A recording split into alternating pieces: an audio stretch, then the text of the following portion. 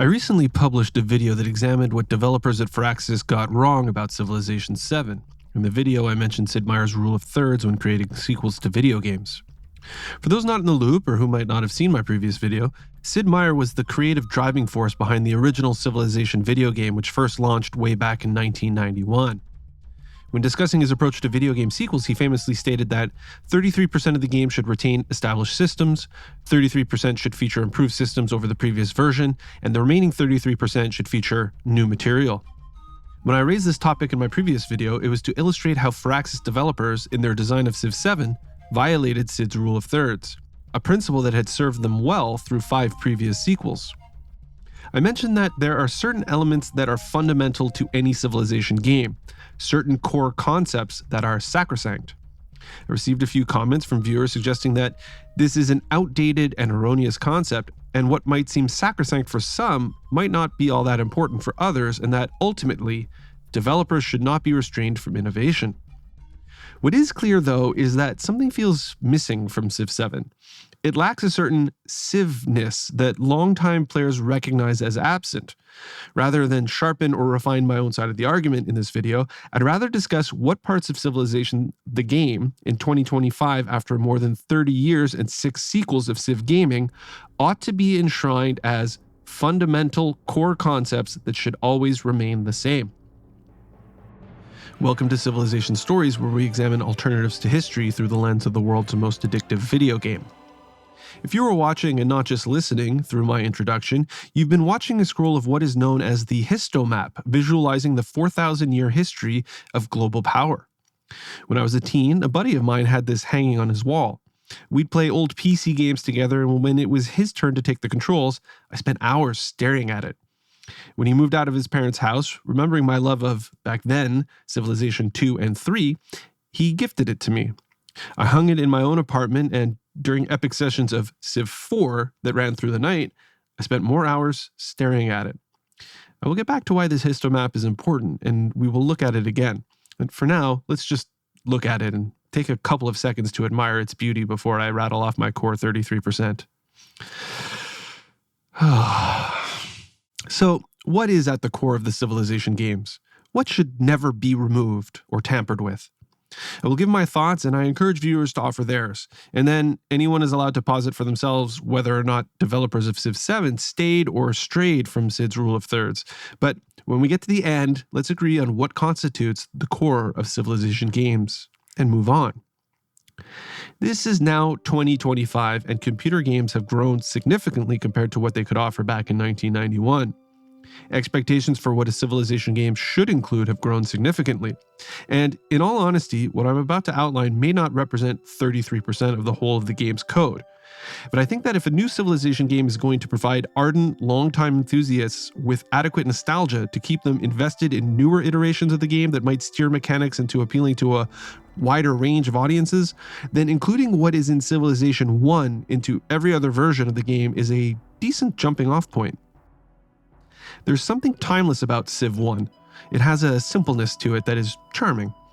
One thing that newer Civ games have tried to introduce into their mechanics is added layers of complexity, perhaps to their detriment. Using the Wikipedia entry gameplay section as a guide, I would argue that just about everything you need to make a great Civ game is here. Let's take a look at each paragraph and see what we can pull out as absolutely essential. For this exercise, let's go in reverse order since, although I believe all of the concepts I will point to should be included in every Civ game, I believe that each one increases in its importance as we move toward the beginning. The final paragraph reads, "The game can be won by conquering all other civilizations or by winning the space race by reaching the star system of Alpha Centauri." Since Civilization I, new paths to victory have been added. Although the conditions of each of these victory types has evolved across the series, both military domination and scientific mastery have been viable paths to victory in every version of Civilization. At minimum, these victory conditions should always remain as part of the game. The next section details the role of wonders of the world that players can build. Each wonder provides unique benefits to the players who control them, helping them along their path to victory. I think there is some room for developers to play with here. Which wonders to include and how they work should be fair game. However, in Civilization I, there were only 21 wonders that could be built. Compare that to Civ VII that includes 21 wonders for the Antiquity Age alone. In Civ IV, the number of wonders climbed to 41. In Civ V, there were 48. In Civ VI, there were 53. This inflation has meant a dilution of the impact of all of these wonders. Whereas building a wonder in Civ I had a meaningful impact on a player's pursuit of victory, with every new iteration of the game, they have turned into an indulgence. Now they are no more than something players build for prestige or internet memes. They have very little to do with whether or not players win or lose.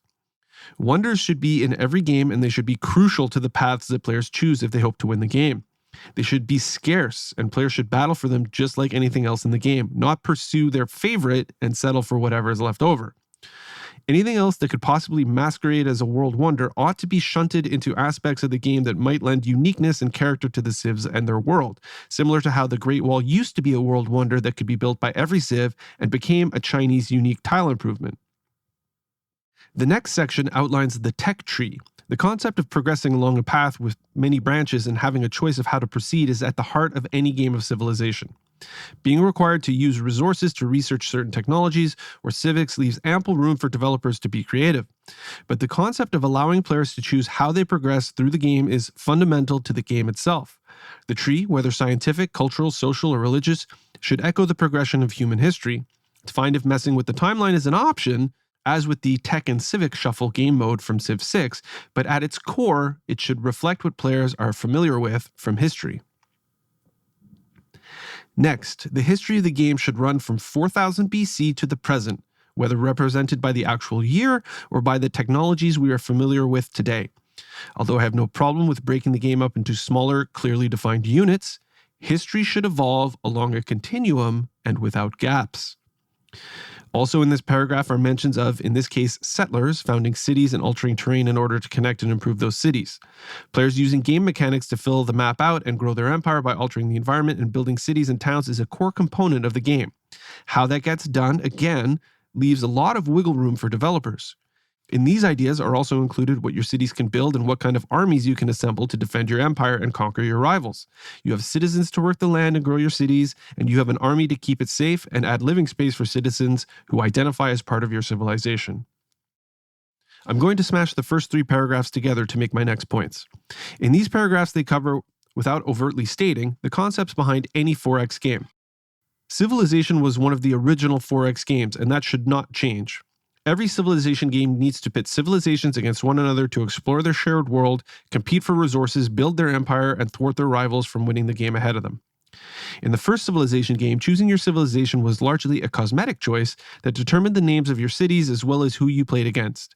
You assumed the role of the leader of your civilization. In diplomatic scenarios, you interacted with the leaders of rival civilizations. With each new game, and the growing trend toward civilization specificity and unique abilities, the role of the leaders in the game grew as well. Choosing a civilization became no longer simply a cosmetic choice, but a strategic one. Strategy began to surround the leaders also, especially in civilizations that were given more than one leader to play as. Now you could lead your civilization, a strategic, not a cosmetic choice, in a completely new and uniquely strategic way. My feelings on what leaders and civilizations have become in Civilization VII I have discussed in other videos, links to which I will leave in the description. But it is the opinion of this longtime Civ player that most central to the civilization experience is the word civilization, not leader. Leaders come and go, whether they ascend and rule by election or divine right, and then are removed again by election, the sword, or father time. But it is the civilization that endures. The king is dead, long live the king.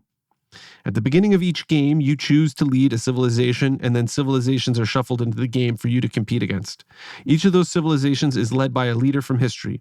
You lead your civilization, whether as a modern civilization or one from history, for the duration of the game, and so should your opponents. The game is not meant to echo history in this regard. It's meant to ask the question, what if ancient Egyptians endured into the Renaissance and an Egyptian artist painted the Sistine Chapel instead of an Italian? Since the first civilization game, your challenge has been to build an empire to stand the test of time. I take that pretty damn seriously. Not included in the original Civilization was a multiplayer option. It was introduced in Civ II and has been there ever since and should remain. However, I think it has been implemented poorly as it forces players to play with unfair rules.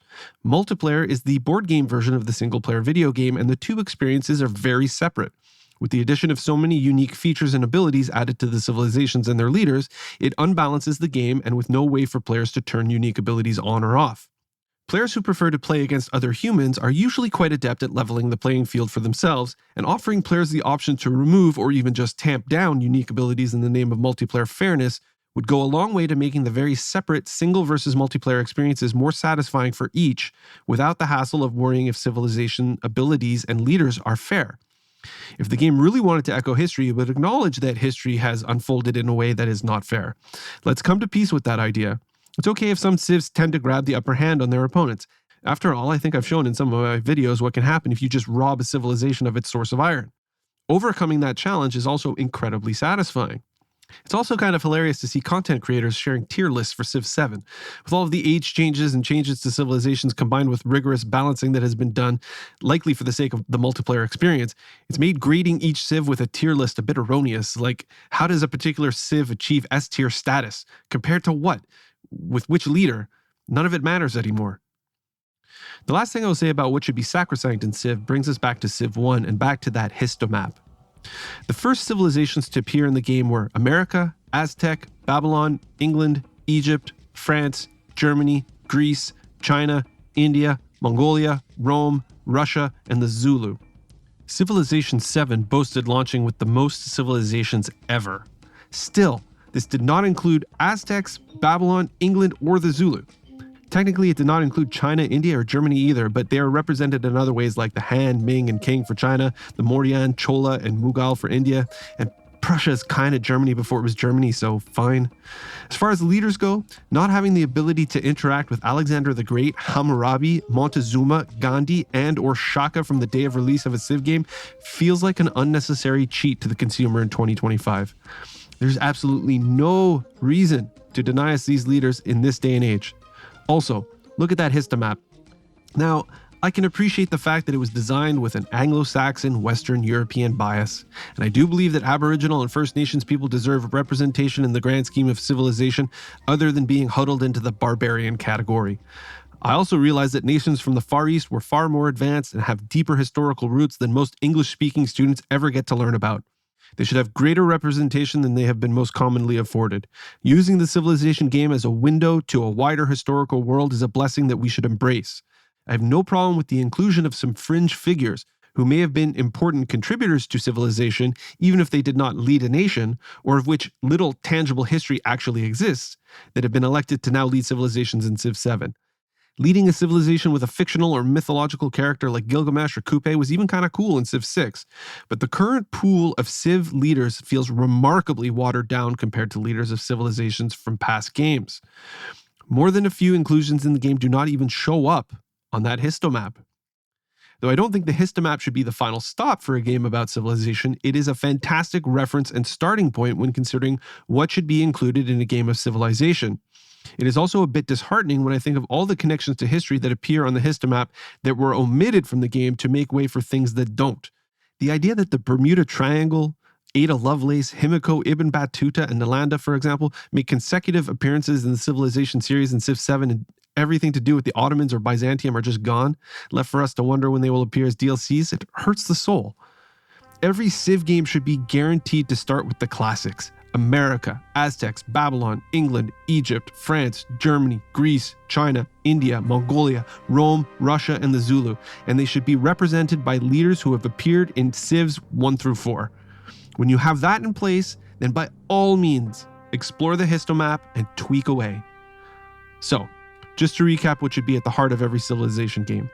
A 4X game where players choose to lead a civilization from history beginning in 4000 BC and grow their empire by settling cities and manipulating the environment around them, growing their cities, advancing technologically, building world wonders to enhance the prestige, beauty, and culture of their people, while assembling armies to protect their empire and conquer their neighbors as they strike upon a path toward world domination or colonizing the far reaches of space.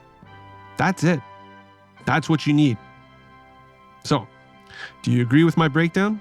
Is there anything I missed that you feel should be included in a Civ game? How close to the mark does Civ VII actually come to adhering to Sid's rule of thirds? Let me know in the comments, and of course, thanks for watching, and remember to keep playing and making your own civilization stories, your own amazing path through history, and I'll see you next time.